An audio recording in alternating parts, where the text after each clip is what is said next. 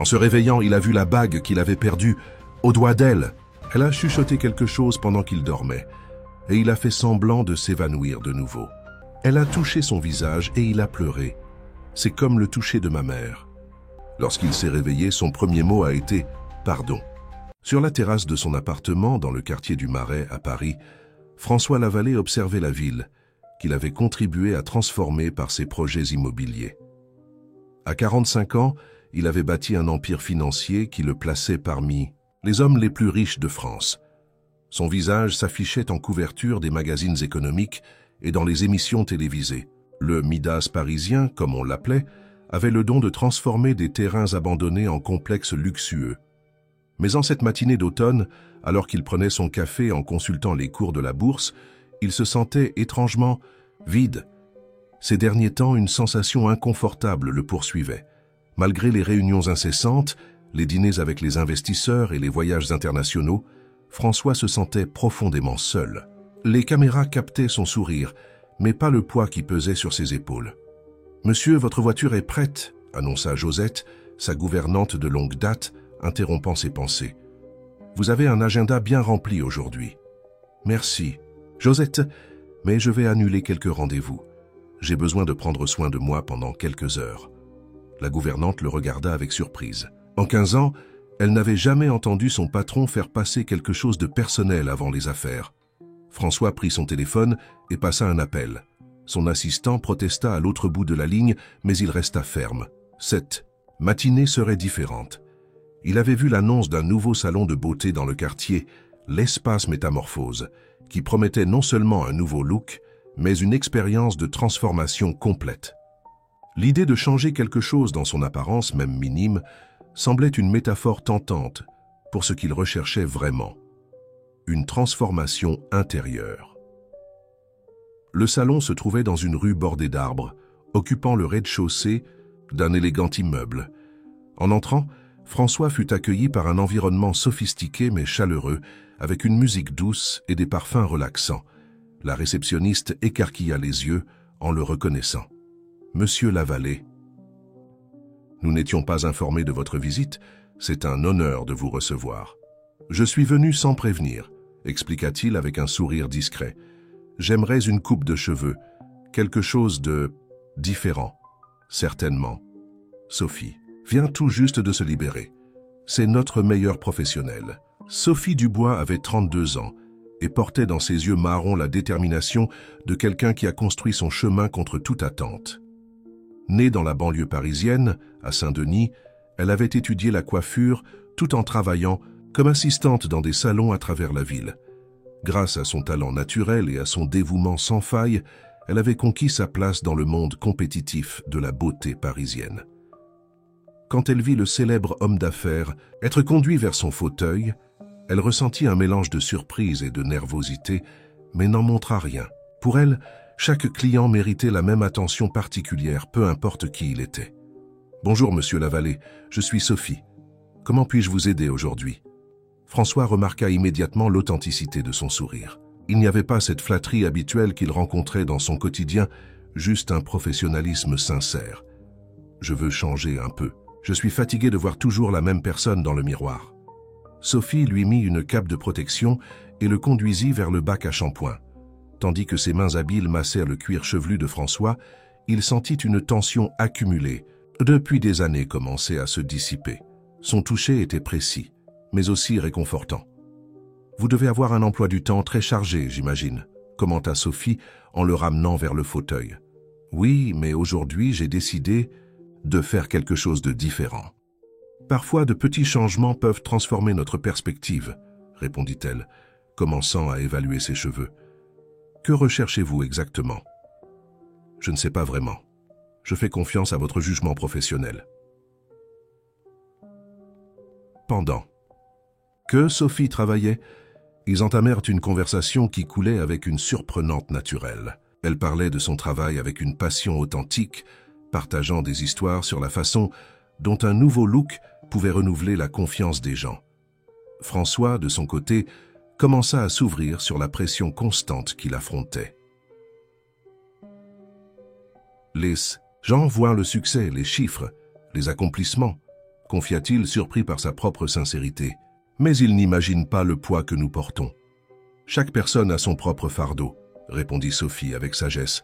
Certains sont plus visibles que d'autres, mais nous avons tous besoin de moments pour respirer. Pour la première fois, depuis des années, François se sentait vraiment écouté. Pas comme le puissant homme d'affaires, mais comme un être humain avec ses vulnérabilités. La conversation évolua vers divers sujets, films, livres, endroits préférés à Paris. Ils découvrirent un goût commun pour le cinéma français et la cuisine lyonnaise. Ma mère est de Lyon. Elle fait la meilleure quenelle que j'ai jamais goûtée, commenta Sophie tout en modelant ses cheveux. Ma grand-mère aussi était lyonnaise, sourit François. J'ai grandi en mangeant du Saint-Marcellin au petit déjeuner. Le SEM. Temps passa rapidement. Alors que Sophie finalisait la coupe, François ressentit un étourdissement soudain. La pièce commença à tourner, les voix autour devinrent lointaines. Il tenta de s'accrocher au fauteuil, mais son corps ne répondait plus. « Monsieur Lavallée, tout va bien ?» La voix de Sophie semblait distante. François essaya de répondre, mais les mots ne venaient pas. Sa vision s'assombrit et avant qu'il ne s'en rende compte, son corps glissa du fauteuil. Le bruit de l'impact alarma tout le salon. Sophie réagit rapidement, s'agenouillant à ses côtés. Les autres employés accoururent pour aider, tandis que les clients observaient, effrayés. « De l'espace. Il a besoin d'air », ordonna Sophie avec fermeté, éloignant les curieux. Elle posa délicatement la tête de François sur ses genoux et vérifia ses signes vitaux.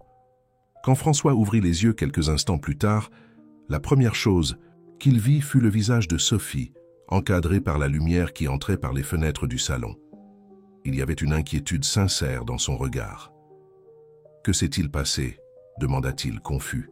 « Vous vous êtes évanoui » expliqua-t-elle. Doucement. « Comment vous sentez-vous maintenant ?» Encore un peu étourdi. Il tenta de se lever, mais Sophie l'en empêcha gentiment. « Restez tranquille encore un moment. Nous avons appelé un médecin. »« Ce n'est pas nécessaire, je... »« Pas de discussion, » l'interrompit-elle, avec une autorité qui le surprit. « Jusqu'à ce que le médecin arrive et dise que tout va bien, vous n'irez nulle part. » François n'était pas habitué à recevoir des ordres, mais il y avait quelque chose dans le regard ferme de Sophie qui le fit obéir. Pendant qu'ils attendaient, elle tint sa main, un geste simple qui transmettait une sécurité inattendue. Des personnes puissantes l'entouraient quotidiennement, mais aucune ne le faisait se sentir aussi protégé que cette femme qu'il venait de rencontrer. Le médecin arriva en quelques minutes, les avantages d'être François Lavallée, et après, un examen rapide diagnostiqua stress et épuisement. Vous devez vous reposer. Votre corps vous envoie des signaux qui ne peuvent plus être ignorés. Quand il se leva enfin, soutenu par Sophie, François se regarda dans le miroir. Sa coupe était impeccable, mais ce qui l'impressionna le plus fut l'expression sur son propre visage. Il y avait une nouvelle vulnérabilité qui le rendait étrangement plus humain.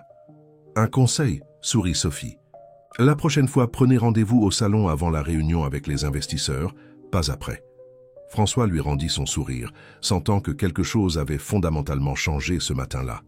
En quittant le salon, il savait qu'il reviendrait, pas seulement pour la coupe de cheveux, mais pour la première connexion authentique qu'il avait expérimentée depuis des années. Une semaine après l'incident au salon, François n'arrivait toujours pas à sortir Sophie de ses pensées. Il y avait quelque chose chez elle qui l'intriguait profondément. Peut-être sa façon directe de parler, sans les filtres habituels des personnes qui l'entouraient, ou la manière dont ses yeux exprimaient une sincérité rare dans son monde d'affaires. Contre l'avis médical de se reposer, François plongea dans le travail avec encore plus d'intensité. Lors d'une importante réunion avec des investisseurs internationaux, alors qu'il présentait les chiffres du nouveau projet dans l'Ouest parisien, il ressentit à nouveau cet étourdissement. Il dissimula son malaise, s'appuyant discrètement sur la table, et poursuivit sa présentation. « Tu es en train de te tuer à petit feu », l'avertit Marcel, son ami de longue date et directeur financier de l'entreprise, après la réunion. « Tu dois ralentir le rythme. »« Je ne peux pas.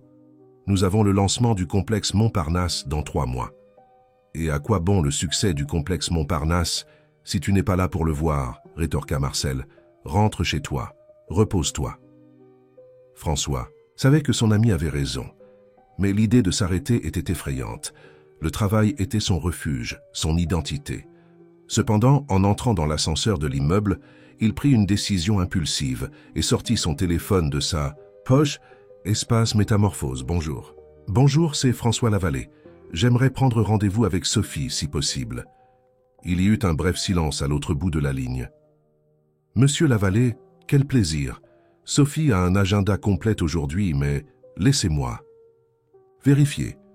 Demain à 10 heures serait possible. Parfait. Le lendemain matin, François arriva ponctuellement au salon. Sophie l'accueillit avec un sourire chaleureux. « Vous venez vérifier si la coupe est toujours impeccable ou pour donner une nouvelle frayeur à l'équipe ?» plaisanta-t-elle. « Je suis venu vous remercier, répondit-il la surprenant. Et aussi, j'aimerais vous faire une invitation. » Sophie haussa les sourcils, curieuse. François se sentait rarement nerveux, mais à cet instant ses mains étaient moites. « J'aimerais vous inviter à dîner, pour vous remercier de votre attention l'autre jour. »« Ce n'est pas nécessaire, monsieur Lavallée, j'ai simplement fait mon travail. »« Je vous en prie, appelez-moi François, et j'insiste pour ce dîner. De plus, il hésita brièvement. J'aimerais discuter d'une idée avec vous, quelque chose de professionnel. » Sophie étudia son visage un moment avant d'accepter. « D'accord, mais à une condition, rien de trop chic. Je ne veux pas me sentir déplacé. Je connais l'endroit parfait. » Ce soir-là, à la surprise de Sophie, François l'emmena dans un petit restaurant du Petit Italie, connu pour son authentique cuisine italienne maison. L'endroit était simple mais accueillant, avec des nappes à carreaux et des bougies dans des bouteilles de vin. Ce n'était pas le genre d'établissement qu'elle aurait imaginé fréquenter par l'un des hommes les plus riches du pays. « Je viens ici depuis la fac », expliqua-t-il, remarquant son regard surpris. « Le propriétaire, M. Giuseppe, m'a nourri pendant des années quand j'avais à peine de quoi payer mon loyer. Vous avez connu des difficultés ?» demanda Sophie, sincèrement surprise. « Je n'ai pas toujours été le Midas parisien », sourit-il avec une pointe d'ironie. « Je suis né à Lyon, fils d'enseignant. Je suis venu à Paris avec un sac à dos et beaucoup de rêves. J'ai travaillé comme serveur dans ce restaurant pendant mes études d'ingénieur à Polytechnique. » Au fil de la soirée, François révéla des facettes de sa personnalité que les magazines économiques n'avaient jamais captées. Il parla de ses premières entreprises, des échecs qui avaient précédé le succès et comment il avait appris l'importance de garder les pieds sur terre. Sophie, à son tour, partagea son parcours depuis Saint-Denis jusqu'à devenir une professionnelle. Très respectée, elle raconta l'histoire de sa mère, Madame Cécile, qui avait élevé 3 enfants seuls travaillant comme femme de ménage dans des maisons bourgeoises du 16e arrondissement. « Ma mère disait toujours que des mains habiles ne connaissent jamais la faim, » sourit Sophie. Elle cousait pour compléter ses revenus. Et c'est elle qui m'a appris la valeur du travail bien fait. Entre verres de vin et histoires partagées, une connexion inattendue se formait. Il y avait une facilité dans leur conversation, comme s'ils étaient de vieux amis qui se redécouvraient. « Vous avez mentionné une idée professionnelle », rappela Sophie quand le dessert arriva. François acquiesça, son visage devenant plus sérieux. « J'ai beaucoup réfléchi depuis ce jour au salon, à propos du sens de laisser un héritage au-delà des bâtiments que je construis. » Il fit une pause, organisant ses pensées. « Je veux créer une fondation pour former des jeunes de banlieue, offrir des cours professionnels dans divers domaines, y compris l'esthétique et la beauté. Et j'aimerais que vous soyez la directrice du programme de beauté. » Sophie faillit s'étouffer avec son tiramisu. « Moi? Mais pourquoi? Parce que vous avez quelque chose qui ne s'apprend dans aucune université, une passion authentique pour ce que vous faites et une capacité à vous connecter avec les gens.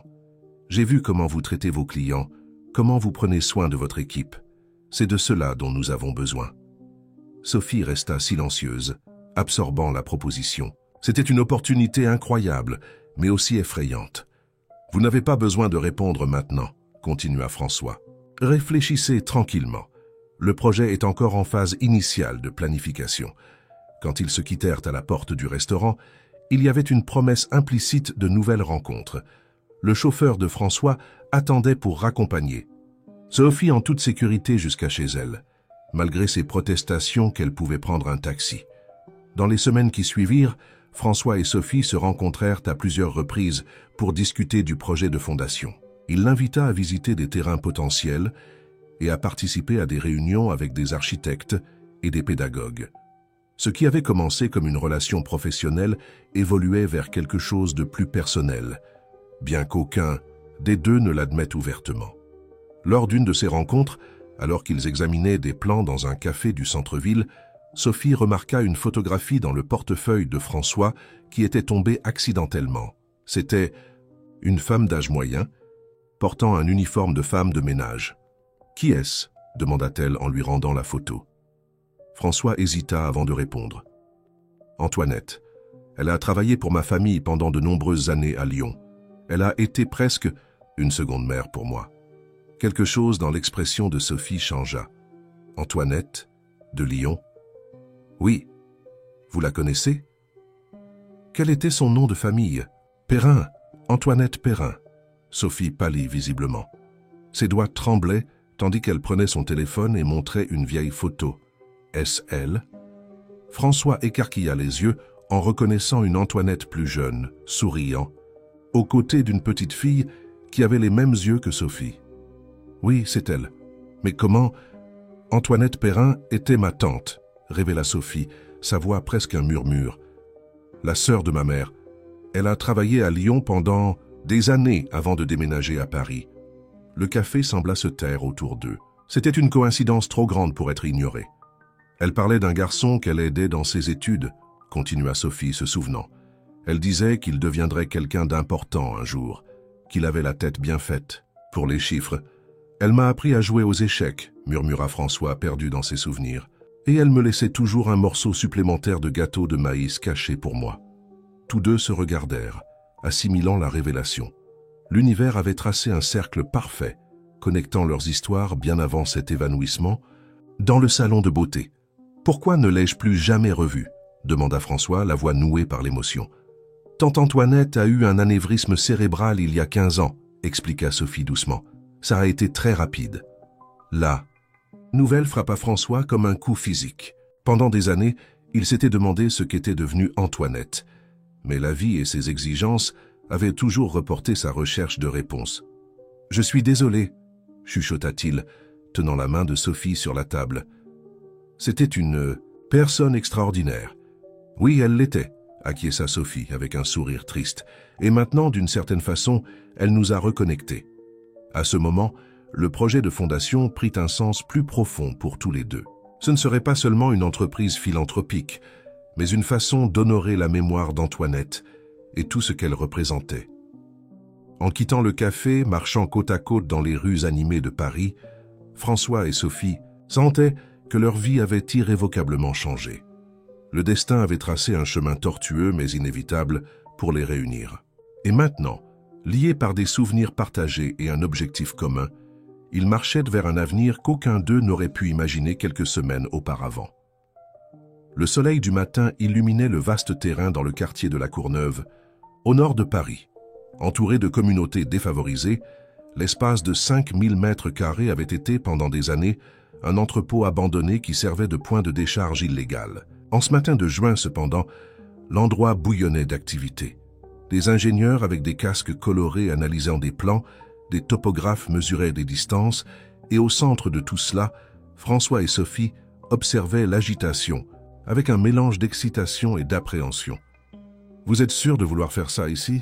demanda Sophie, ajustant ses lunettes de soleil. « Votre entreprise construit habituellement dans des quartiers huppés. » François sourit, contemplant l'horizon où les immeubles luxueux du centre financier contrastaient avec les constructions simples des alentours.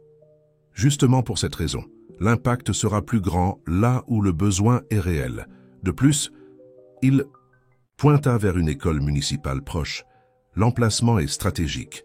Nous voulons être là où sont les jeunes. » 3 mois s'étaient écoulés depuis la découverte de leur connexion à travers tante Antoinette. Pendant cette période, le projet de fondation avait évolué d'une idée à un plan concret. François avait utilisé son influence pour accélérer les licences et approbations, tandis que Sophie se consacrait à rechercher des méthodologies d'enseignement et à structurer le programme de beauté. « Institut Antoinette Perrin », murmura Sophie, visualisant le nom sur la façade du futur bâtiment. Elle serait fière. Extrêmement, acquiesça François, posant sa main sur son épaule. Le geste décontracté d'intimité n'échappa pas à Marcel, qui s'approchait avec une pochette de documents. « Les investisseurs sont inquiets », annonça-t-il sans détour, après les avoir salués. Ils pensent que tu détournes des ressources importantes du complexe Montparnasse pour un projet personnel sans retour financier. Ils savent que j'utilise mon capital personnel, pas les ressources de l'entreprise, répondit François, le visage se durcissant. Ils le savent, mais ils s'y soutiennent que ton temps et ton énergie devraient être concentrés sur le cœur de métier. Sophie fit un pas en arrière, se sentant mal à l'aise face à la tension. Je vais vérifier l'autre côté du terrain avec les architectes. Dès qu'elle s'éloigna, Marcel baissa la voix. Ce n'est pas seulement le projet qui les inquiète, François, c'est elle. Que veux-tu dire? Tu sais exactement ce que je veux dire. Ta proximité avec cette coiffeuse génère des spéculations. Certains directeurs craignent qu'elle te manipule pour obtenir des avantages. Le visage de François rougit de colère. Sophie est la personne la plus intègre que j'ai jamais rencontrée. Et ma vie personnelle n'est pas en discussion dans une quelconque réunion du conseil. Je te préviens juste en tant qu'ami. Fais attention à ton cœur et à ton portefeuille.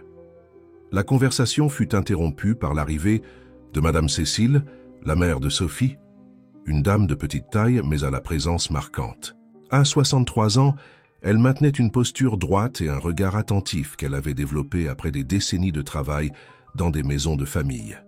« Monsieur François, salua-t-elle avec une poignée de main ferme, je suis venu voir de mes propres yeux ce projet qui a volé le sommeil de ma fille.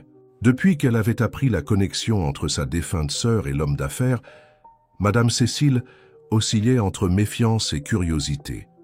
Elle voulait comprendre les véritables intentions derrière cette soudaine générosité. « Madame Cécile, c'est un plaisir de vous rencontrer enfin, » répondit François avec un respect sincère. « Sophie me parle beaucoup de vous. J'espère qu'elle dit du bien. » sourit la dame, ses yeux évaluant l'homme d'affaires avec la même intensité qu'elle évaluait la qualité d'un tissu. « Ma sœur Antoinette avait bon œil pour le caractère. Si elle vous aimait bien, il doit y avoir quelque chose de valeur en vous. » Marcel s'éloigna discrètement, les laissant seuls. François conduisit Madame Cécile à travers le terrain, expliquant en détail chaque aspect du projet. « Ici, nous aurons 10 salles de classe équipées. Dans cette zone, le salon-école où Sophie dirigera les cours d'esthétique et de beauté. Là, des ateliers de menuiserie, couture, technologie. Nous voulons offrir des options diverses. » Madame Cécile écoutait attentivement, posant des questions occasionnelles qui révélaient son intelligence aiguisée. En arrivant à une zone ombragée par un grand manguier, le seul arbre du terrain qui serait préservé dans la construction, elle s'arrêta. « Pourquoi faites-vous cela, monsieur ?»« François, vraiment ?» La question directe le prit au dépourvu. Un instant, il pensa répondre avec les phrases toutes faites qu'il utilisait pour la presse, sur la responsabilité sociale et le retour à la communauté. Mais quelque chose dans le regard de Madame Cécile, si semblable à celui de Sophie, exigeait de la sincérité. « J'ai passé ma vie à construire des immeubles, Madame Cécile. Des structures impressionnantes, c'est vrai, mais vides de sens réel. Quand je me suis évanoui dans ce salon, il fit une pause, cherchant les mots justes. J'ai réalisé que je pourrais partir demain, et rien de ce que j'ai construit continuerait à faire une différence dans la vie des gens. Et ma fille, quel rôle joue-t-elle dans tout cela ?» François rougit légèrement. « Sophie m'a fait me rappeler qui j'étais avant l'argent et le succès. Elle a vu l'homme derrière l'homme d'affaires. » Madame Cécile l'étudia longuement avant d'acquiescer, apparemment satisfaite de la réponse. « Ma sœur, Antoinette disait toujours que vous iriez loin, mais elle craignait que vous ne perdiez votre humanité en chemin. Il semble qu'elle avait raison sur la première partie et tort sur la seconde. Cela me rend heureuse. » De l'autre côté du terrain, Sophie observait l'interaction entre sa mère et François avec un mélange d'appréhension et d'espoir. Dernière semaine, elle avait tenté d'ignorer les sentiments grandissants pour l'homme d'affaires, se convainquant que la relation entre eux était purement professionnelle. Mais chaque fois qu'elle le voyait interagir avec des gens ordinaires, comme maintenant avec sa mère, sans trace d'arrogance ou de condescendance, son cœur s'ouvrait un peu plus. Son téléphone vibra avec un message de Thérèse, sa meilleure amie et collègue de l'espace Métamorphose. « Fais attention, ma chérie. Les hommes comme lui ne tombent pas amoureux des femmes comme nous. Ne confonds pas gratitude et amour. » Le message la dérangea, non parce que Thérèse était cruelle, mais parce qu'elle verbalisait ses propres peurs secrètes. Leurs mondes étaient-ils trop différents pour se connecter véritablement? Ce soir-là, après une longue journée sur le terrain, François invita Sophie et Madame Cécile à dîner dans son appartement. La gouvernante Josette, une femme du Nord au sourire facile et aux mains habiles, avait préparé un cassoulet complet à la demande de François. Impressionner ma mère avec un cassoulet, c'est un coup bas, plaisanta Sophie en aidant à servir le dessert. Un flan caramel, une autre spécialité de Josette. Je n'essaie pas d'impressionner, répondit François avec un sourire. Je veux juste que vous vous sentiez à l'aise. L'appartement était spacieux et décoré avec des pièces de design contemporain, mais ce qui attira l'attention de Sophie furent les photographies éparpillées dans l'environnement. Ce n'étaient pas les typiques photos d'hommes d'affaires, avec des célébrités ou des politiciens, mais des instantanés de moments simples. François jeune à une remise de diplôme, avec ses parents lors d'un pique-nique, pêchant avec des amis. « Vous étiez maigrichon », observa-t-elle, prenant un cadre avec l'image d'un François adolescent. « Et j'avais des boutons », compléta-t-il, riant. « Ma mère insiste pour garder ces photos pour maintenir mon ego sous contrôle, comme elle dit. »« Votre mère est une femme sage », intervint Madame Cécile qui examinait une autre photographie. « Celle-ci, c'est ma sœur ?» François s'approcha. Sur l'image, une jeune Antoinette souriait aux côtés de la famille Lavallée lors d'une fête de Noël. Oui, Noël 1990, je crois. Elle faisait une dinde farcie qui était légendaire dans notre famille. Madame Cécile caressa l'image du « à bout des doigts ». Elle envoyait la moitié de son salaire pour aider à élever mes enfants. Sophie n'a jamais manqué de rien grâce à la générosité d'Antoinette. La révélation émut François. Cette connexion entre leurs vies était plus profonde qu'il ne l'avait imaginé initialement. D'une certaine manière, les soins d'Antoinette avaient touché Sophie bien avant qu'ils ne se rencontrent. Après le dîner, Madame Cécile insista pour aider Josette avec la vaisselle, laissant François et Sophie seuls sur la terrasse qui offrait une vue panoramique sur la ville illuminée. « Paris semble autre chose vu d'ici », commenta Sophie s'appuyant sur le parapet. « Si ordonné, si paisible. »« C'est une illusion de perspective », répondit François, se positionnant à côté d'elle. « De près, nous voyons le chaos, les contradictions. De loin, seulement la beauté de l'ensemble. »« Comme les gens, » réfléchit-elle. « De loin, vous. Êtes l'homme d'affaires puissant et intouchable. De près, vous êtes juste François, le garçon qui mangeait du gâteau de maïs en cachette et jouait aux échecs avec ma tante. » Leurs regards se croisèrent, chargés d'un sentiment qu'aucun des deux n'était prêt à nommer. Un moment, il sembla que François allait se pencher pour l'embrasser, mais le bruit de Madame Cécile, revenant dans le salon, les fit s'éloigner rapidement. « Il se fait tard », annonça la dame, lançant un regard perspicace à sa fille. « Nous devons y aller, Sophie. » Dans l'ascenseur, après les adieux, Madame Cécile tint la main de sa fille fermement. « Fais attention, ma fille. Pas à lui, mais à toi-même. Je vois comment tu le regardes. »« Maman, ce n'est pas ça. Je suis vieille, pas aveugle, » sourit Madame Cécile. « Je ne veux pas que tu te blesses quand ce projet se terminera et qu'il retournera dans son monde. » Sophie ne répondit pas, mais les paroles de sa mère résonnèrent dans son esprit durant tout le voyage de retour chez elle. L'institut était prévu pour être inauguré dans 8 mois. Et après, que resterait-il de cette connexion inattendue qui avait transformé sa vie? Pendant ce temps, dans son appartement, François recevait un appel de Marcel. « Les investisseurs veulent une réunion extraordinaire demain. Ils remettent en question ta capacité de leadership après l'annonce officielle de l'Institut dans la presse. »« J'y serai, » répondit François, terminant l'appel. Regardant la ville qui s'étendait à ses pieds, pour la première fois dans sa carrière, il sentit qu'il devrait peut-être choisir entre l'empire qu'il avait construit et le but qu'il venait de découvrir. Et étonnamment, la décision ne semblait pas aussi difficile qu'elle aurait dû l'être. La salle de réunion au dernier étage de l'immeuble Lavallée était un environnement imposant, avec des fenêtres du sol au plafond qui exposaient le skyline parisien. La table ovale en bois noble, importée d'Italie, accueillait les 12 membres du conseil d'administration de Lavallée Développement. Quand François entra, les conversations cessèrent immédiatement. « Messieurs, bonjour », salua-t-il avec l'assurance habituelle, occupant sa place en bout de table. À ses côtés, Marcel semblait mal à l'aise. Alfred Mercier, le plus ancien des investisseurs, un monsieur de 70 ans à l'expression sévère, fut le premier à parler. « François, allons droit au but. Nous sommes préoccupés par votre récente distraction. Si vous faites référence à l'Institut Antoinette Perrin, ce n'est pas une distraction, c'est un projet parallèle qui n'interfère pas avec les opérations de l'entreprise, » répondit François calmement. « Ce n'est pas ce qu'il semble, » intervint Pauline Duarte, unique femme au conseil manipulant sa tablette. « Vous avez annulé 3 réunions importantes le mois dernier, délégué des décisions cruciales à Marcel et, selon nos données, passé plus de temps sur le chantier de l'Institut que sur celui du complexe Montparnasse. » L'accusation était précise et difficile à réfuter.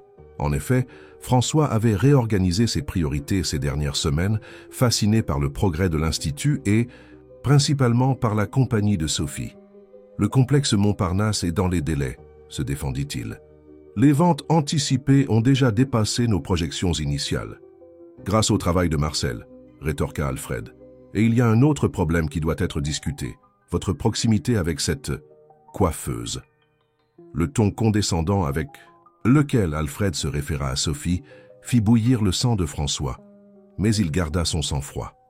Sophie Dubois est une professionnelle respectée et la directrice du programme de beauté de l'Institut. Notre relation est strictement professionnelle. Des rires contenus parcoururent la table. Paul Guimarès, un investisseur plus jeune, fit glisser un magazine People sur la table en verre.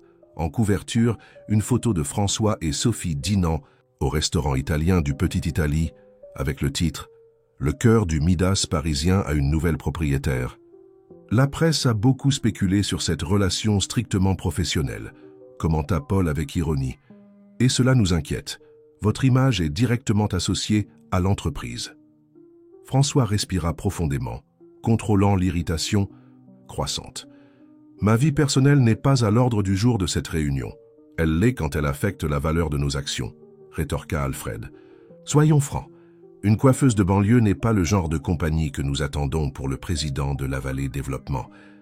Le commentaire élitiste fut la goutte d'eau qui fit déborder le vase. François se leva, appuyant ses mains sur la table. Sophie Dubois a plus d'intégrité et d'intelligence que beaucoup dans cette salle. Et si ma relation avec elle, professionnelle ou non, dérange quelqu'un, je suggère que vous revoyiez vos investissements. Un silence tendu domina l'ambiance. Jamais, en 15 ans de leadership, François n'avait confronté le conseil aussi directement. « Est-ce un ultimatum ?» demanda Alfred, également debout. « C'est un constat. J'ai construit cette entreprise à partir de rien et l'ai transformée en ce qu'elle est aujourd'hui.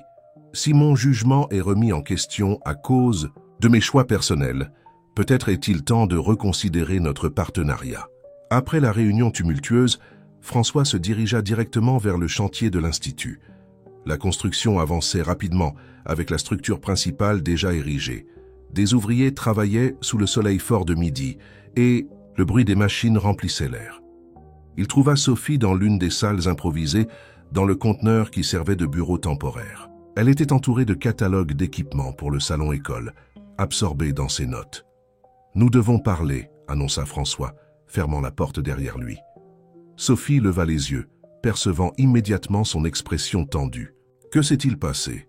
La réunion avec les investisseurs n'a pas été bonne. Il s'assit sur la chaise en face d'elle, desserrant sa cravate. Ils remettent en question l'Institut, mon leadership et nous. « Nous ?» répéta-t-elle, rougissant légèrement.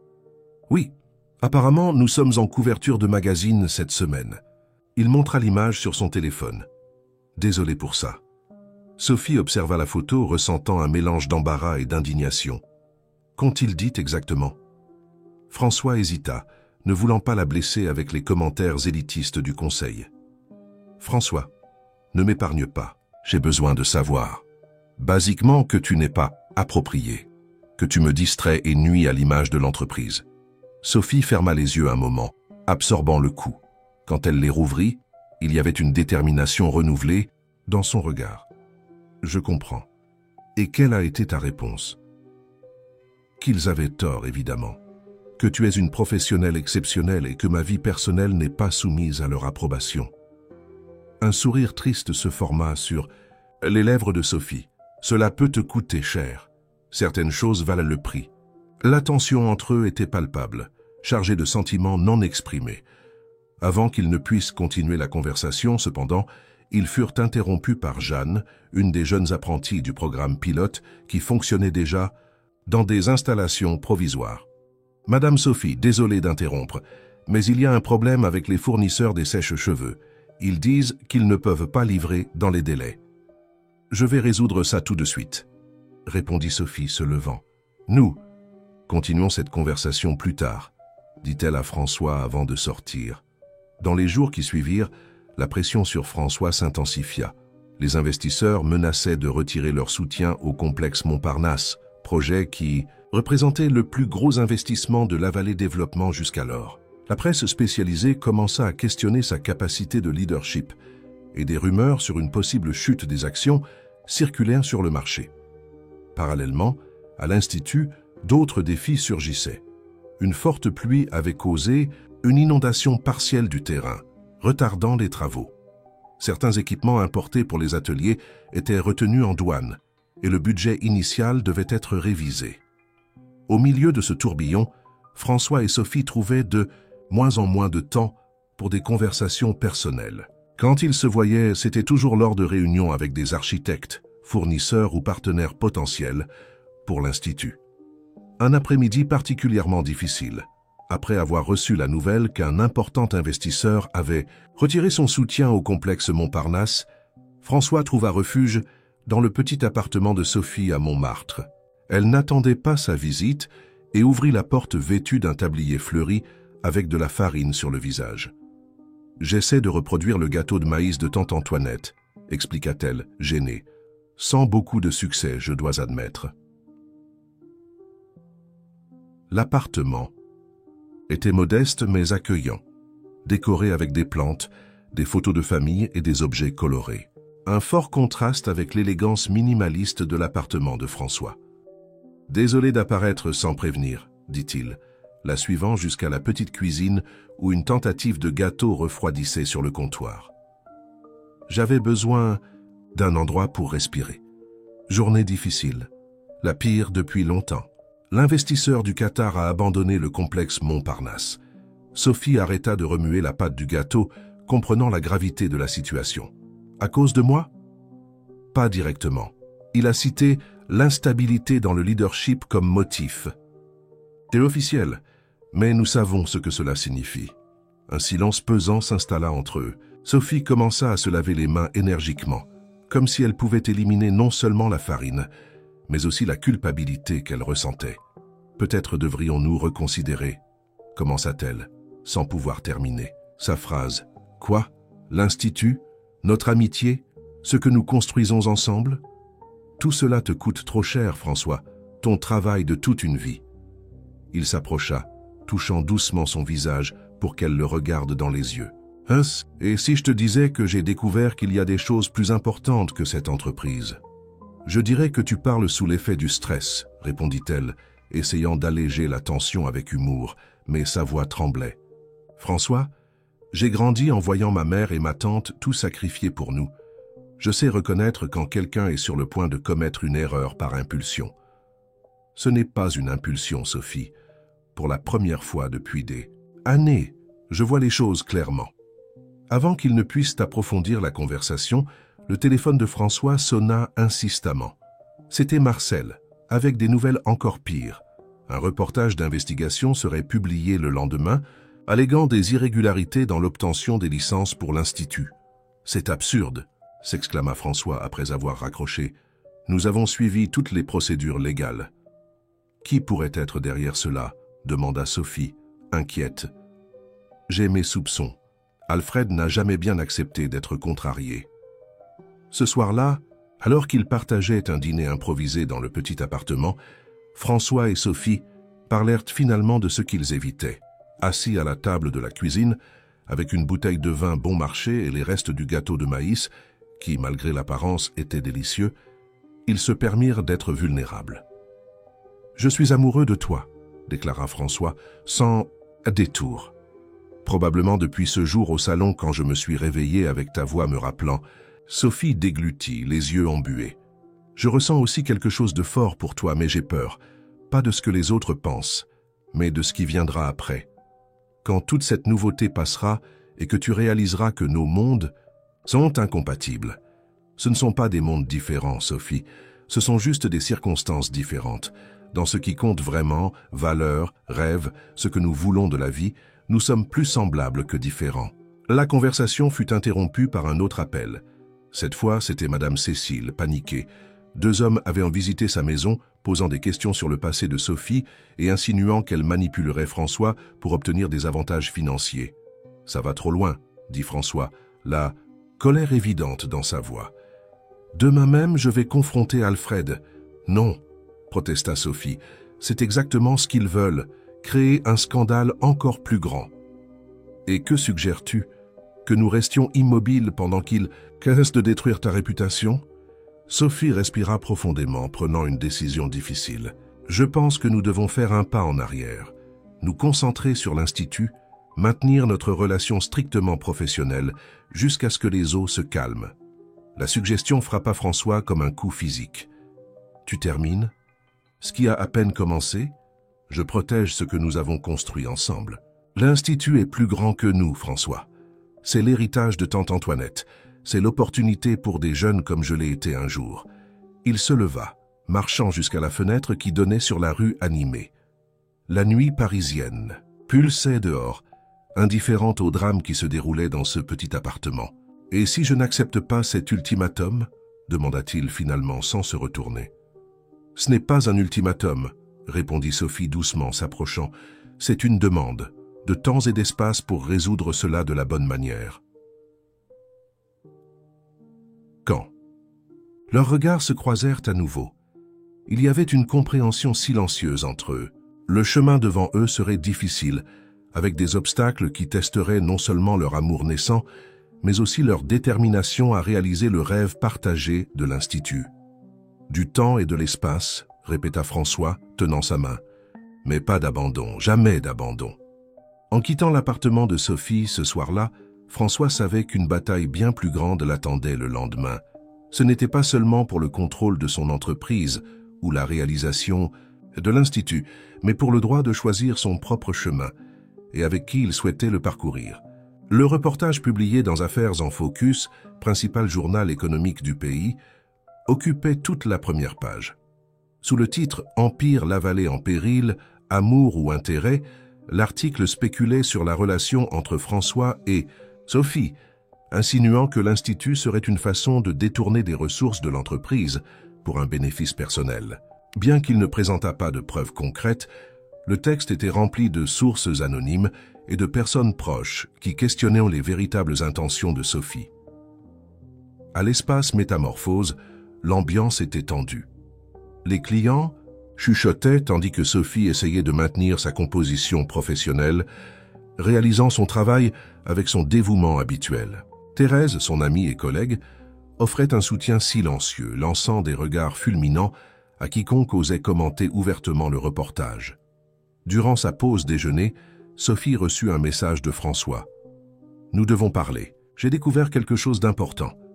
Je te retrouve au café de la librairie à 15 h. » En arrivant au lieu convenu, une petite librairie-café dans le quartier de Saint-Germain, Sophie trouva non seulement François, mais aussi Marcel, qui semblait extraordinairement nerveux. « Que se passe-t-il » demanda-t-elle, s'asseyant à la table isolée où les 2 hommes l'attendaient. « Marcel a découvert qui est derrière le reportage », expliqua François, son expression plus sérieuse que jamais. « Et ce n'est pas seulement Alfred. » Marcel regarda autour, s'assurant qu'il ne serait pas entendu avant de parler. Hélène Lavallée, l'ex-femme de François.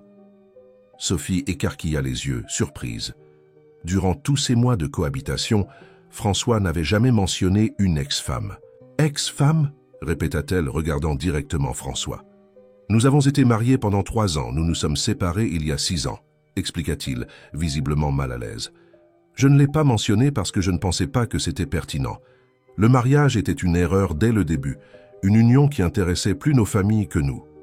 Hélène est la nièce d'Alfred Mercier, compléta Marcel, et elle n'a jamais bien accepté le divorce, surtout parce que François a gardé le contrôle total de l'entreprise qu'ils avaient fondée ensemble. » La révélation laissa Sophie étourdie. Cette information modifiait sa perception de la situation. Il ne s'agissait pas seulement d'élitisme ou de préjugés contre elle, mais d'une vengeance personnelle. Pourquoi agirait-elle maintenant, après tant de temps? Questionna Sophie. Parce qu'elle ne m'a jamais vu réellement intéressée par quelqu'un d'autre depuis le divorce, répondit François, tenant la main de Sophie sur la table. Et parce que l'Institut représente tout ce qu'elle voulait faire avec la fortune de l'entreprise et n'a jamais obtenu mon soutien. Elle a toujours voulu investir dans des projets sociaux qui amélioreraient son image publique, expliqua Marcel. Mais François savait que c'était juste des façades pour attirer une publicité positive, sans engagement réel avec la transformation sociale. Sophie retira doucement sa main, assimilant les informations. « Pourquoi ne m'as-tu pas parlé d'elle avant ?»« Parce que je voulais que ce que nous construisions ensemble soit complètement nouveau, sans les ombres de mon passé, » admit François. « C'était une erreur, je le sais maintenant. »« J'ai besoin de réfléchir, » dit Sophie se levant. « C'est beaucoup à absorber. »« Sophie, attends !» François retint délicatement son bras. « Il y a plus.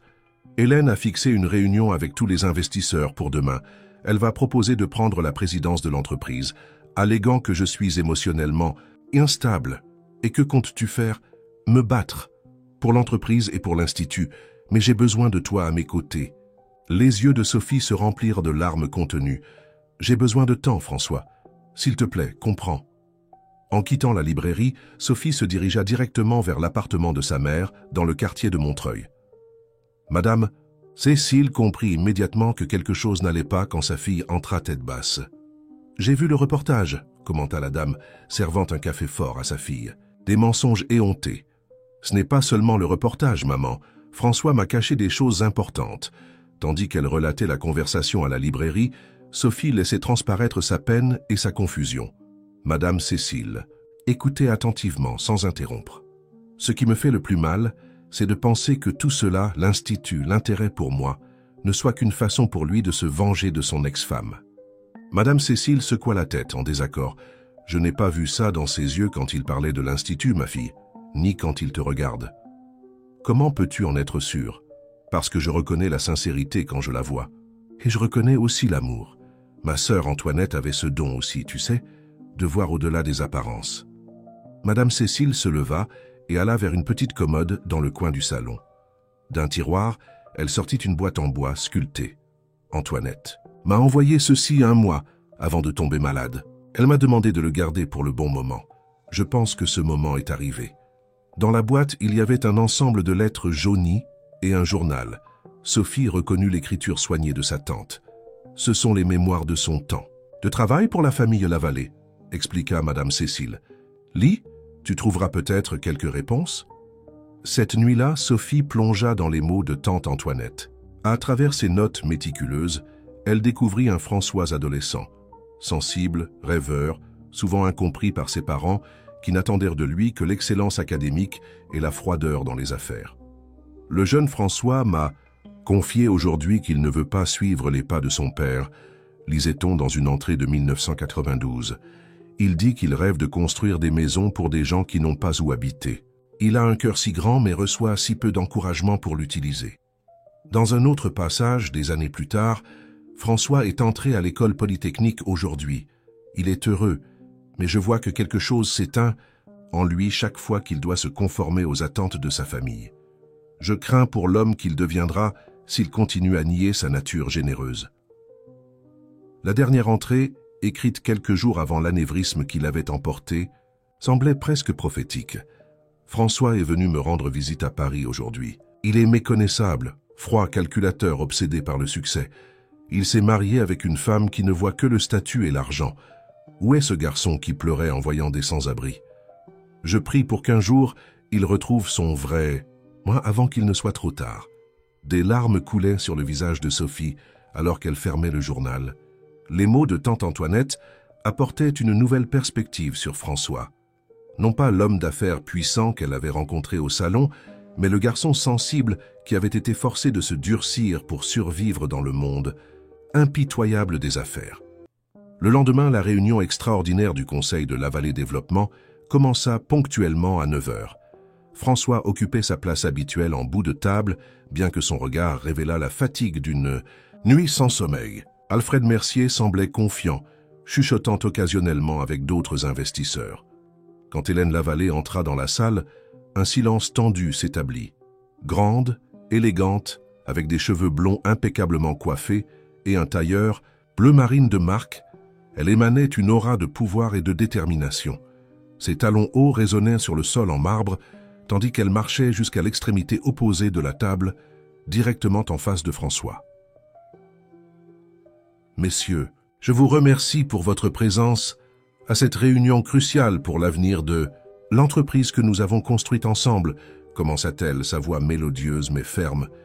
Nous sommes ici parce que Lavallée Développement affronte une crise de leadership sans précédent. Pendant près d'une demi-heure, Hélène présenta des graphiques et des projections qui indiquaient une supposée baisse de performance de l'entreprise sous la gestion récente de François. Elle détailla comment le complexe Montparnasse était menacé par la distraction, causée par l'Institut et par l'influence négative de Sophie. « Ce que je propose est simple, » conclut-elle. « Une transition temporaire de leadership.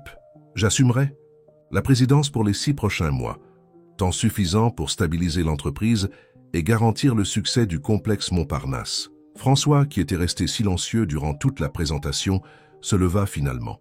« C'est une proposition intéressante, Hélène, surtout si l'on considère que tu as financé ce reportage diffamatoire et envoyé des personnes pour intimider la mère de Sophie. » Des murmures surpris parcoururent à la salle. Hélène maintint sa composition, mais une légère rougeur trahit son inconfort. « Des accusations sans fondement ne changent pas les faits, François. L'entreprise souffre de ton instabilité émotionnelle. »« Messieurs, » François s'adressa aux investisseurs, ignorant son ex-femme, « ces 15 dernières années, j'ai transformé une petite affaire familiale en l'une des plus grandes entreprises immobilières du pays. Jamais durant tout ce temps, je n'ai privilégié des intérêts personnels au-dessus du bien de l'entreprise. » Il marcha lentement autour de la table, maintenant un contact visuel avec chacun des présents. L'Institut Antoinette Perrin n'est ni un caprice, ni une distraction. C'est un investissement dans le futur, de la communauté et de la vallée. Développements elles-mêmes. Avez-vous calculé le retour en termes d'image institutionnelle ou le potentiel de développement de nouveaux talents qui pourront travailler avec nous? Son argumentation commençait à gagner en force. On le percevait aux hochements de tête positifs de certains membres du conseil. Quant à Sophie Dubois, continua-t-il, c'est une professionnelle exemplaire dont la seule faute a été de m'aider à redécouvrir des valeurs que j'avais perdues en chemin. Si cela me rend émotionnellement instable, alors peut-être que notre définition de la stabilité doit être revue. Hélène interrompit, sa voix maintenant chargée de sarcasme. Une belle déclaration d'amour, François. Mais cela n'explique toujours pas comment tu comptes sauver le complexe Montparnasse après le désistement de l'investisseur du Qatar. Je n'ai pas besoin de l'investisseur du Qatar, répondit François calmement. Ce matin, j'ai conclu un accord avec le groupe Nakamura du Japon. Ils ne couvriront pas seulement l'investissement perdu, mais ont élargi la participation pour inclure un partenariat avec l'Institut, offrant une technologie de pointe pour nos laboratoires d'enseignement. La révélation surprit tout le monde, y compris Marcel, qui regardait François avec étonnement. « Et il y a plus, » continua François, marchant vers la porte de la salle de réunion. « J'aimerais vous présenter la véritable directrice du programme de beauté de l'Institut Antoinette Perrin. » Quand la porte s'ouvrit, Sophie entra vêtue d'une élégante robe bleu marine, coïncidence ou non, de la même teinte que le tailleur d'Hélène. La similitude dans le choix des couleurs soulignait le contraste entre les deux femmes, l'une représentant le monde corporatif traditionnel, l'autre apportant l'authenticité et le renouveau que François recherchait. « Messieurs, je suis Sophie Dubois », se présenta-t-elle avec une confiance qui surprit tout le monde, y compris François. « J'ai grandi dans la banlieue de Paris, fille d'une employée de maison et nièce d'une femme extraordinaire qui a travaillé pour la famille Lavallée pendant des années. » Sa voix ne tremblait pas tandis qu'elle distribuait des dossiers à chacun des présents. Dans ces dossiers, vous trouverez mon curriculum complet, incluant ma formation technique et les prix que j'ai reçus dans le domaine de l'esthétique. Il y a également un détail complet du programme que nous avons développé pour l'Institut, avec des projections d'impact social et de retour institutionnel pour Lavallée Développement. L'assurance avec laquelle Sophie s'exprimait réduisit la salle au silence, Même Hélène semblait momentanément sans voix. « Je ne suis pas ici pour défendre ma relation personnelle avec François Lavallée, continua Sophie. Cela nous appartient à tous les deux et n'affecte ni ma capacité professionnelle, ni mon engagement envers l'Institut. Je suis ici parce que je crois au pouvoir transformateur de l'éducation et à la responsabilité sociale des grandes entreprises. » Tandis que Sophie présentait en détail le programme de l'Institut, François l'observait avec un mélange d'admiration et de surprise. Ce n'était pas la même femme insécure qui avait quitté la librairie la veille, mais une leader confiante qui maîtrisait l'environnement corporatif comme si elle y avait toujours appartenu. À la fin de la présentation, l'ambiance dans la salle avait sensiblement changé. Même les investisseurs les plus sceptiques montrèrent de l'intérêt pour le projet, posant des questions techniques auxquelles Sophie répondait avec précision et connaissance. Hélène, percevant qu'elle perdait du terrain, fit une dernière tentative désespérée. Une présentation charmante, mademoiselle Dubois, mais rien de tout cela n'explique pourquoi François est si dévoué à vous, spécifiquement, à moins qu'il n'existe des motivations au-delà du professionnel. Le commentaire malveillant visait à embarrasser Sophie, mais eut l'effet contraire. Elle sourit sereinement, sortant de sa poche un petit objet qu'elle posa sur la table. Voici la clé de la chambre où tante Antoinette gardait ses affaires dans la maison des Lavallée. Parmi elles, un journal où elle enregistrait ses impressions sur le jeune François et ses rêves de construire des maisons pour ceux qui n'avaient pas où habiter. Hélène pâlit visiblement. L'Institut n'est pas un caprice récent, madame. Lavallée, c'est la réalisation d'un rêve que François avait bien avant de nous connaître l'une ou l'autre. Si je suis à ses côtés dans ce projet, c'est parce que nous partageons les mêmes valeurs, chose qui apparemment n'est jamais arrivée dans votre mariage. Le coup final fut donné avec tant d'élégance que peu dans la salle perçurent immédiatement sa dévastation.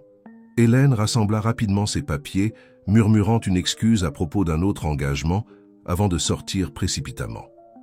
Quand le vote fut proposé par Alfred, visiblement contrarié par la tournure des événements, le résultat fut surprenant. 10 votes en faveur du maintien de François à la présidence, contre seulement 2 pour la proposition d'Hélène. En quittant l'immeuble après la réunion, François et Sophie marchèrent côte à côte en silence, tous deux assimilant ce qui venait de se passer. Ce fut lui qui finalement rompit le silence. « Comment as-tu su pour la réunion et quand as-tu préparé cette présentation ?» Marcel m'a appelé hier soir. Quant à la présentation, disons que je n'ai pas beaucoup dormi non plus. Tu as été incroyable là-dedans. Je n'ai jamais vu Hélène aussi désarmée. Sophie sourit, mais il y avait une gravité dans ses yeux. J'ai lu le journal de tante Antoinette hier. Elle te connaissait mieux que toi-même, tu sais. Elle a toujours eu ce don, acquiesça François. Qu'as-tu découvert d'autre? Que peut-être le vrai François n'est ni l'homme d'affaires, implacable que j'ai rencontré au salon, ni le philanthrope passionné des dernières semaines. La vérité se trouve quelque part entre les deux. Ils s'arrêtèrent devant la voiture de François, leurs yeux se rencontrant avec une nouvelle compréhension. « Et ça te fait peur ?» demanda-t-il. « Non, » répondit Sophie avec sincérité. « Ça me donne envie de connaître toutes les versions de toi, celles qui existent déjà et celles que nous découvrirons ensemble. » Pour la première fois depuis des jours, François sourit sans réserve, la tension quittant ses épaules. Lui avait surmonté le premier grand obstacle, mais savait que d'autres viendraient. Le chemin qu'ils avaient choisi ne serait pas facile, mais ils étaient maintenant certains qu'il valait la peine de le parcourir ensemble. Les mois suivants furent de travail intense, tant pour François que pour Sophie. Après la tumultueuse réunion du conseil, les attentions se tournèrent vers l'achèvement de l'Institut Antoinette Perrin, dont l'inauguration était prévue pour dans 3 mois. Parallèlement, le complexe Montparnasse avançait selon le calendrier, maintenant avec le soutien du groupe Nakamura, qui s'était révélé un partenaire plus aligné avec les valeurs de François que l'investisseur du Qatar. Par un dimanche, ensoleillé, rare congé pour tous deux, François et Sophie se promenaient sur le terrain de l'Institut, désormais méconnaissable. L'ancien entrepôt abandonné s'était transformé en un complexe moderne et accueillant, avec un bâtiment principal de 3 étages et diverses constructions plus petites autour. Des arbres récemment plantés promettèrent de l'ombre au futur. Élèves et le vieux manguier préservé comme symbole de résistance exhibaient des fruits encore verts.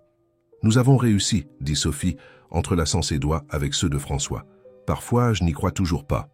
Et dire que tout a commencé par un évanouissement, rit-il, l'attirant doucement plus près. La meilleure chose qui me soit jamais arrivée. Ces derniers mois, la relation entre eux s'était approfondie, mais avait aussi trouvé un équilibre, plus sain. Sophie gardait son travail à l'espace Métamorphose 3 jours par semaine, tandis qu'elle consacrait le reste du temps à la planification de l'Institut.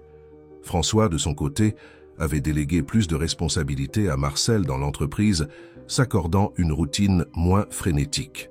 « Allons vérifier le salon école », suggéra Sophie, excitée comme une enfant la veille de Noël. Les derniers équipements sont arrivés hier. Le salon école occupait une zone privilégiée au rez-de-chaussée du bâtiment principal, avec de grandes fenêtres qui garantissaient une abondante lumière naturelle. Des postes de travail modernes, des miroirs impeccables et des équipements de dernière génération composaient un environnement qui ne devait rien au meilleur salon de la ville.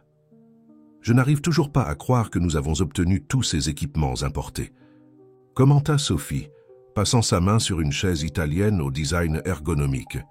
Le mérite t'en revient entièrement, répondit François. Ta présentation aux partenaires japonais a été décisive. Sophie s'était révélée une négociatrice talentueuse, capable de transmettre sa passion pour le projet d'une manière qui inspirait confiance et générosité chez les donateurs potentiels. Son authenticité et sa connaissance technique avaient conquis des partenariats importants, incluant des fabricants internationaux d'équipements de beauté qui avaient fait don de matériel pour le salon école. Tandis qu'il parcourait d'autres zones de l'Institut, les laboratoires d'informatique, les ateliers de menuiserie, les studios d'art, ils rencontrèrent Jeanne, la jeune apprentie qui travaillait maintenant officiellement comme assistante administrative du projet.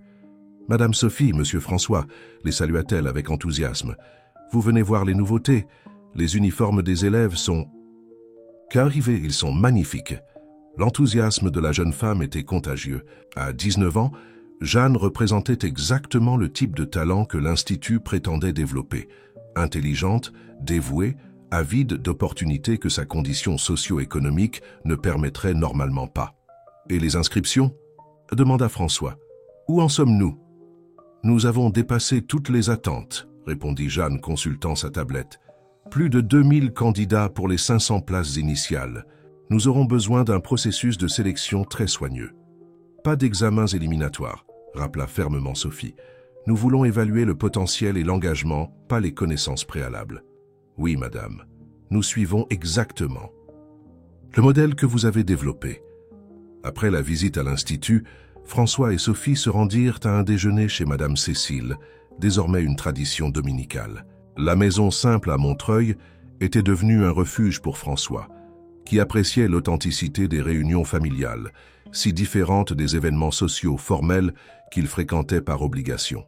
« Vous avez tardé », se plaignit Madame Cécile en ouvrant la porte, le tablier fleuri trahissant qu'elle avait été occupée dans la cuisine. « Les haricots sont prêts depuis longtemps. »« Désolée, maman, nous sommes passés à l'Institut pour vérifier les nouveautés. »« Et comment ça se présente ?» demanda la dame les conduisant dans le petit salon où la table était déjà dressée.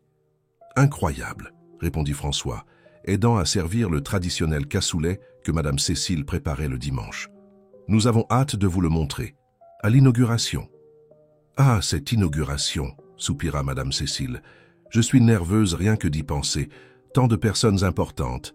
Et moi là, une simple femme au foyer. »« Vous serez l'invité d'honneur, » affirma François avec conviction. « Sans votre Antoinette, rien de tout cela n'existerait. » Le déjeuner se déroula dans un climat d'intimité et de joie, avec Josette, la gouvernante de François, se joignant à eux comme d'habitude.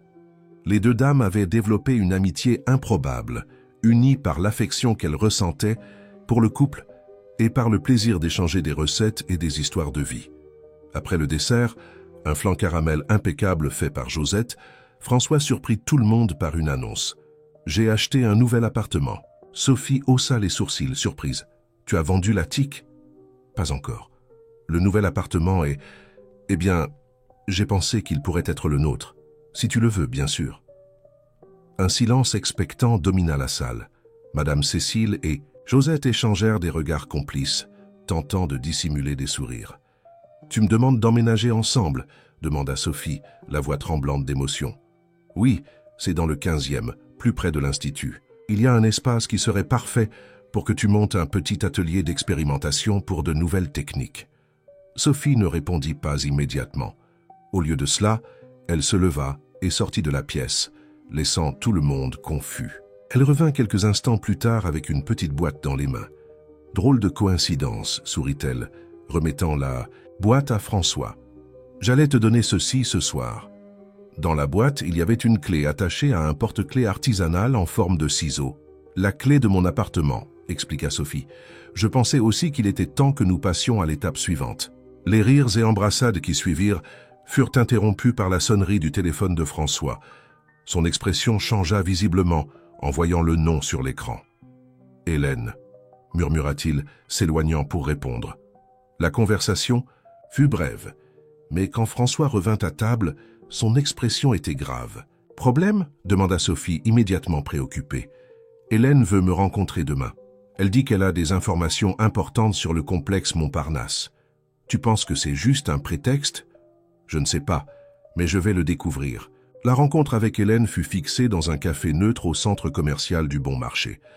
Quand François arriva, elle l'attendait déjà, impeccablement vêtue comme toujours, mais avec des cernes que le maquillage coûteux ne parvenait pas à dissimuler complètement. « Merci d'être venu, » dit-elle, dispensant les formalités. « J'irai droit au but. Le groupe Nakamura est sous enquête pour corruption au Japon. » L'information prit François par surprise. « Comment le sais-tu ? » ?»« J'ai mes contacts. La nouvelle ? » N'a pas encore fuité dans la presse, mais quand cela arrivera, les actions des entreprises associées à eux vont chuter, y compris la vallée. « Pourquoi me racontes-tu cela ? Je pensais que tu voulais me voir échouer. » Hélène soupira, paraissant soudainement plus âgée et fatiguée. « Je le voulais au début. J'étais blessée, jalouse, pas seulement de ta nouvelle petite amie, mais principalement de l'Institut. » « De l'Institut ? » ?»« Oui, pendant des années, j'ai essayé de te convaincre d'investir dans des projets sociaux et tu as toujours refusé. Puis apparaît Seth, Sophie, et soudain tu construis un institut entier. » Elle fit une pause, sirotant son café. Il semblait qu'elle avait réussi quelque chose que je n'avais jamais réussi, éveiller ton côté humain. La sincérité inattendue d'Hélène désarma François. « Notre mariage était condamné pour de nombreuses raisons, Hélène, pas seulement pour cela. Je sais, nous étions des personnes différentes, voulant des choses différentes de la vie. » Elle le regarda directement. « Mais la vallée développement a été construite par nous deux, et je ne veux pas la voir détruite. C'est pourquoi je te préviens à propos du groupe Nakamura. J'apprécie l'avertissement. Je vais enquêter et prendre les mesures nécessaires. » Alors qu'ils se levèrent déjà pour partir, Hélène fit un dernier commentaire. « Elle semble être bonne pour toi, plus authentique que je ne l'ai jamais été. »« Elle l'est, » confirma François simplement. Les jours suivants furent d'intenses activités. L'information d'Hélène s'avéra correcte. Le scandale du groupe Nakamura éclata dans la presse internationale et les actions de la vallée développement subirent une chute significative. Heureusement, grâce à l'avertissement anticipé, François réussit à minimiser les dommages, négociant le retrait des Japonais du complexe Montparnasse et attirant de nouveaux investisseurs. La crise financière momentanée, cependant, menaça de retarder l'inauguration de l'Institut. Lors d'une réunion tendue avec l'équipe de construction, l'ingénieur responsable informa qu'il serait impossible de tout conclure dans les délais sans un apport financier additionnel. « De combien avons-nous besoin ?» demanda François, calculant mentalement combien il pourrait retirer de ses économies personnelles sans compromettre la stabilité de l'entreprise. « Environ 2 millions, » répondit l'ingénieur, « principalement pour accélérer la livraison des matériaux de finition et embaucher plus de personnel. »« J'ai une solution, » intervint Sophie, surprenant tout le monde. « J'ai parlé avec Thérèse et d'autres professionnels de l'espace Métamorphose. Ils se sont proposés pour réaliser un événement caritatif, une journée entière de service dont les recettes seraient reversées à l'Institut. »« Ce serait merveilleux, Sophie, mais cela n'atteindrait même pas un 10e du montant nécessaire, » observa Marcel, toujours pragmatique. « Ce ne serait pas seulement l'espace Métamorphose, » continua-t-elle. « J'ai déjà contacté d'autres salons de luxe de la ville, des spas, des salles de sport. L'idée est de faire un grand événement sur les Champs-Élysées, avec des tentes et des structures temporaires. Une célébration de la beauté au profit de l'éducation. François la regardait avec étonnement et admiration. « Quand as-tu planifié tout cela? Ces dernières nuits, après que tu t'endormais ?» sourit-elle. « Avec la répercussion du reportage ?» Sur l'Institut, de nombreux professionnels du domaine de la beauté m'ont contacté pour offrir leur aide. C'est le moment de mobiliser ce réseau. La proposition de Sophie prit forme rapidement. En seulement 2 semaines, la journée de la beauté solidaire transforma les Champs-Élysées, fermés aux voitures ce dimanche-là, en un immense salon à ciel ouvert. Plus de 200 professionnels offrèrent leurs services, des coupes de cheveux, au massage, maquillage et traitements esthétiques, en échange de dons pour l'Institut. L'événement attira des milliers de personnes et une couverture médiatique surprenante. Des célébrités apparurent spontanément pour soutenir la cause, et des entreprises de cosmétiques montèrent des stands avec des produits dont les ventes seraient également reversées au projet. Au centre de tout, infatigable, Sophie coordonnait les activités, servant personnellement quelques clients et s'assurant que tout fonctionnait parfaitement. François l'observait à distance, émerveillé par sa capacité de leadership et de mobilisation. « Elle est vraiment extraordinaire », commenta Marcel, s'approchant de son ami. « Je n'ai jamais vu quelqu'un transformer une crise en opportunité aussi rapidement. »« Moi non plus », acquiesça François, et dire que nous pensions l'aider avec l'Institut alors qu'en réalité c'était elle qui nous sauvait. L'événement dépassa toutes les attentes, recueillant près de 3 millions d'euros, plus que suffisant pour garantir l'achèvement des travaux de l'Institut dans le délai initial. Mais au-delà du succès financier, la journée de Sainte-Sorte, la beauté solidaire, réussit quelque chose d'encore plus précieux, transformer le récit public sur Sophie et François. Les mêmes magazines qui spéculaient auparavant sur des intérêts obscurs exaltaient maintenant le couple transformateur. De Paris, soulignant comment l'union de talents et de mondes différents pouvait générer un impact social positif. L'image de Sophie servant personnellement une dame âgée d'une communauté défavorisée, tandis que François aidait à monter des tentes aux côtés de bénévoles, devint virale sur les réseaux sociaux. La nuit après l'événement, épuisés, mais heureux, François et Sophie inaugurèrent le nouvel appartement dans le 15e, encore partiellement meublé. Assis sur le sol du salon, entourés de cartons de déménagement et partageant une pizza, ils trinquèrent avec des gobelets en plastique improvisés. « À notre foyer », proposa François. « À notre foyer », répéta Sophie, appuyant sa tête sur son épaule, « et à l'Institut qui nous a unis. »« Tu sais à quoi j'ai pensé aujourd'hui en te voyant coordonner tout cela ?» demanda-t-il, caressant ses cheveux. « Que je n'étais peut-être pas le seul Midas dans cette relation. Toi aussi, tu transformes tout ce que tu touches. » Sophie sourit, modeste.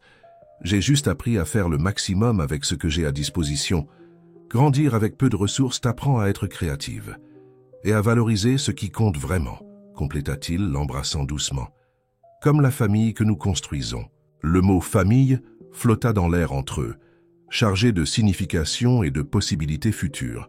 Ils n'avaient pas besoin de définir quoi que ce soit à ce moment-là, juste sentir la sécurité d'être exactement où ils devaient être, ensemble. Dans les jours suivants, les préparatifs pour l'inauguration de l'Institut s'intensifièrent. La date choisie, 15 septembre, serait l'anniversaire de naissance de tante Antoinette, un hommage qui émouvait Madame Cécile chaque fois qu'il était mentionné. Une semaine avant la grande inauguration, une surprise attendait Sophie, à l'Institut. En entrant dans le salon école pour une vérification finale des équipements, elle trouva une enveloppe attachée à la porte. À l'intérieur, une carte élégante, avec la calligraphie inconfondable d'Hélène. Pour la nouvelle, gardienne du cœur de François, prenez bien soin de lui et de l'héritage que vous construisez ensemble. Antoinette serait fière de vous deux. Avec respect, Hélène. Avec la carte, un chèque substantiel destiné à une bourse d'études permanente au nom d'Antoinette Perrin. Quand elle montra le message à François ce soir-là, il parut sincèrement surpris. Hélène a toujours été imprévisible, mais je n'aurais jamais imaginé ce geste de sa part. « Les gens peuvent nous surprendre quand on s'y attend le moins », répondit Sophie, rangeant soigneusement la carte. Peut-être qu'elle aussi trouve son propre chemin de rédemption. À 3 jours seulement de l'inauguration, tout semblait finalement en bonne voie. L'Institut était prêt, les professeurs sélectionnés, les premiers élèves choisis à travers un processus qui avait privilégié les histoires de vie et le potentiel de transformation. La presse avait été invitée, les autorités avaient confirmé leur présence et une exposition photographique racontant l'histoire d'Antoinette Perrin et son influence dans la vie de François était installée dans le hall principal. C'était le moment de récolter les fruits de tant de travail et de dévouement, ou du moins, c'est ce qu'il semblait, jusqu'à ce qu'un appel inattendu au milieu de la nuit apporte la nouvelle que personne ne pouvait prévoir. Un grave problème structurel avait été détecté dans l'une des ailes du bâtiment principal, rendant l'inauguration impossible à la date prévue.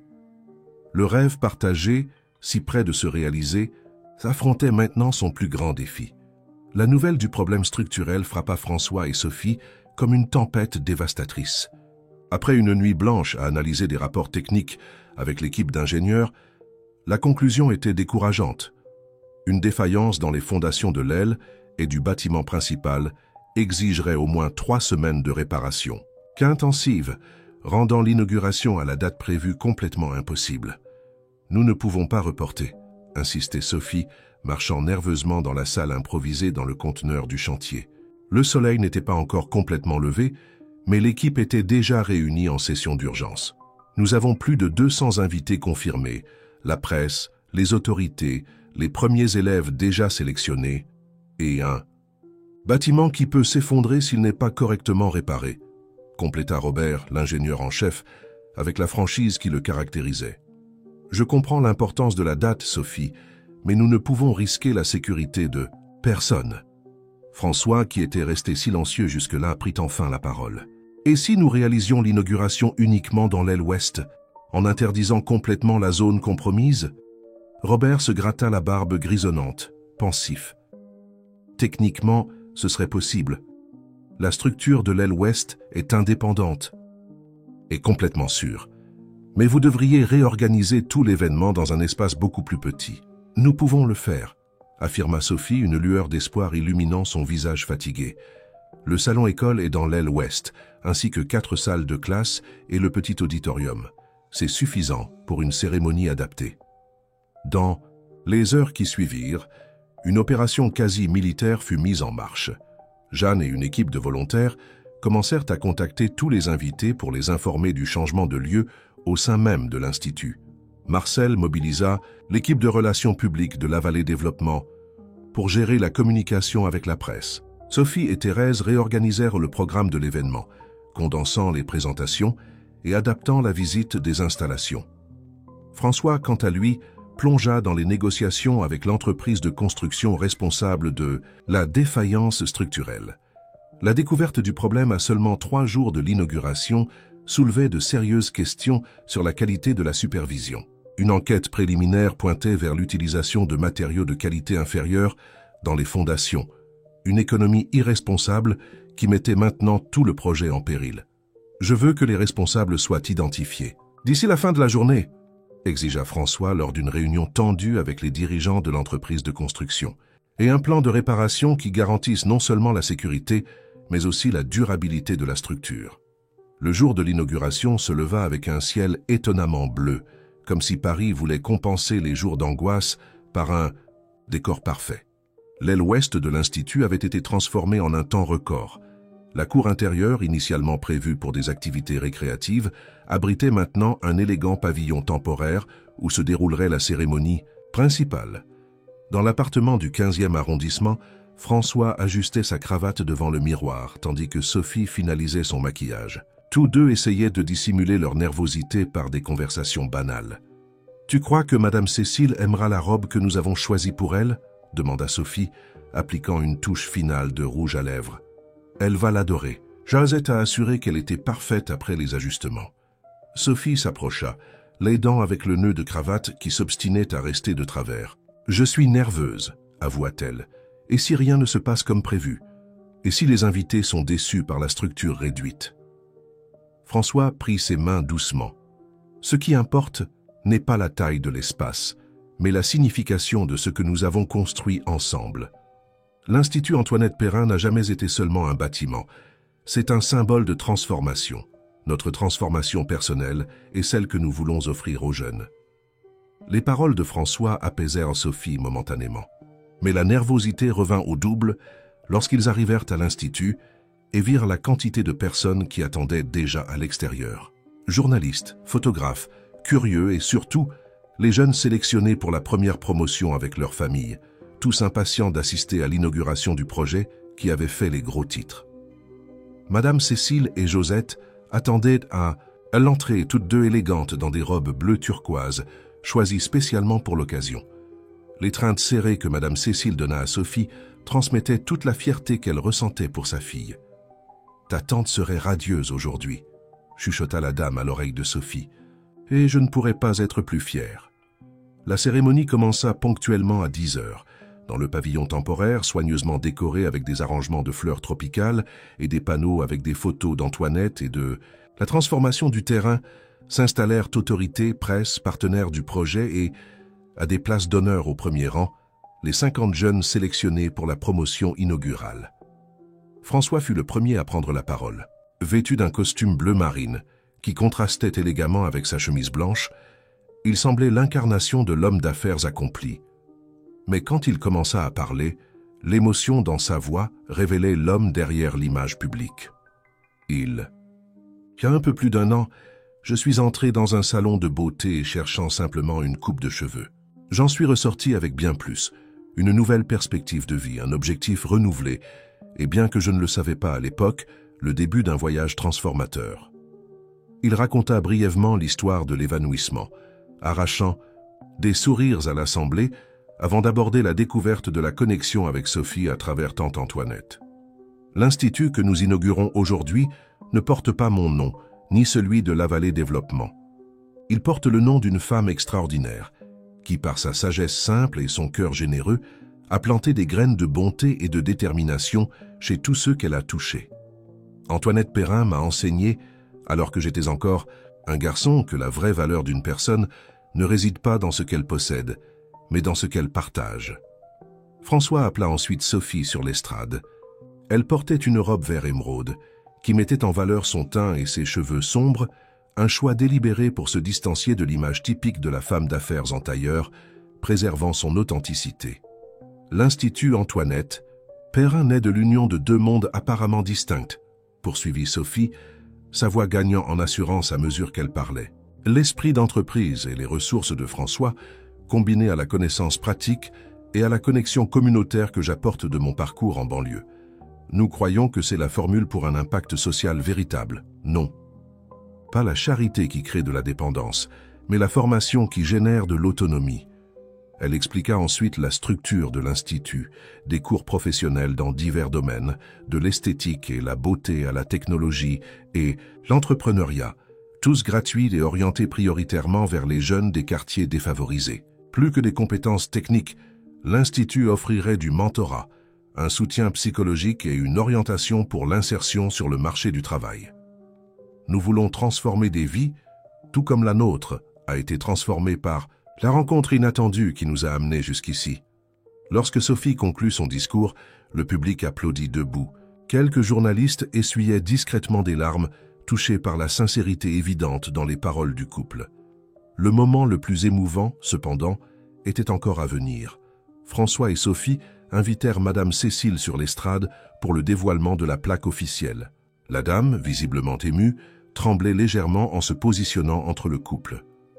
À la mémoire d'Antoinette Perrin, qui nous a tous enseigné le véritable sens du mot « prendre soin », pouvait-on lire sur la plaque de bronze qui occupait désormais une place d'honneur à l'entrée de l'Institut. Après la cérémonie officielle, les invités furent divisés en petits groupes pour découvrir les installations disponibles dans l'aile ouest. Le salon école Fierté de Sophie impressionna tout le monde par ses équipements modernes et son agencement fonctionnel. « Quand commenceront effectivement les cours ?» demanda un journaliste, tandis que Sophie expliquait le fonctionnement de l'espace. « Dans 2 semaines, avec la première promotion du cours de coiffure et d'esthétique, » répondit-elle.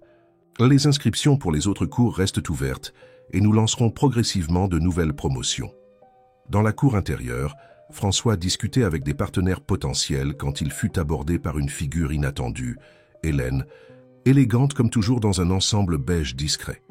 Un projet impressionnant, commenta-t-elle, observant l'activité autour, surtout compte tenu des contretemps de dernière minute. « Comment l'as-tu su » demanda François, surpris, non seulement par sa présence, mais aussi par sa connaissance du problème structurel qui avait été tenu loin de la presse.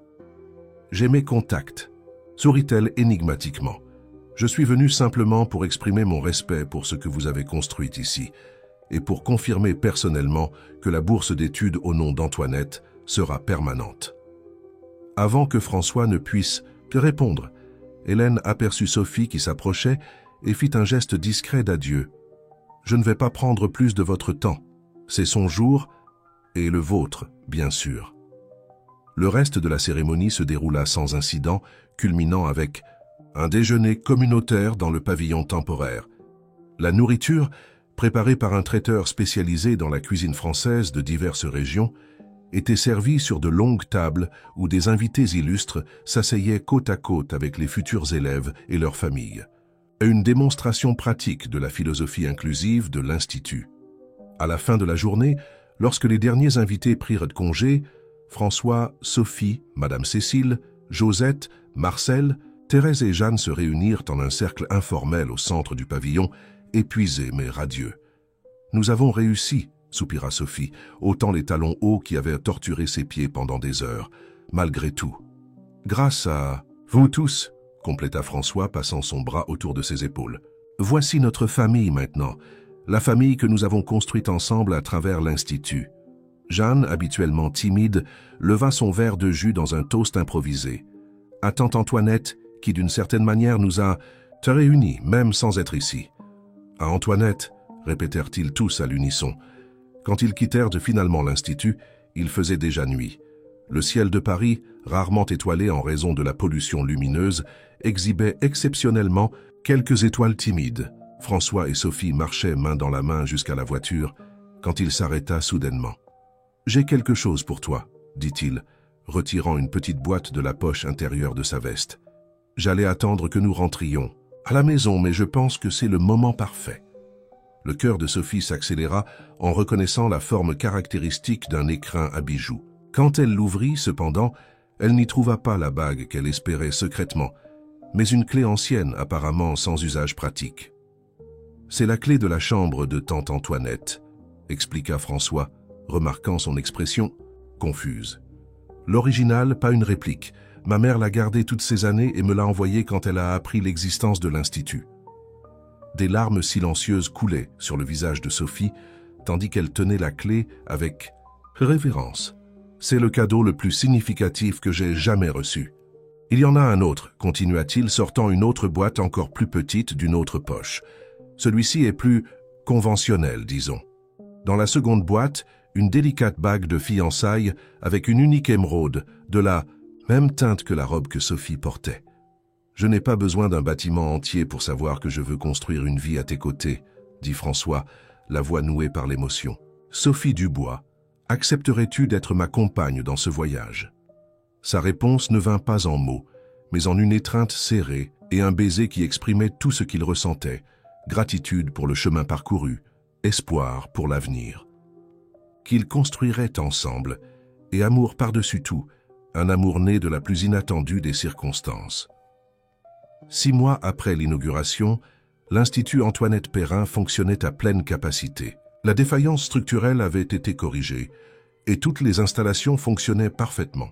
Plus de 300 élèves fréquentaient les divers cours et les premiers résultats apparaissaient déjà.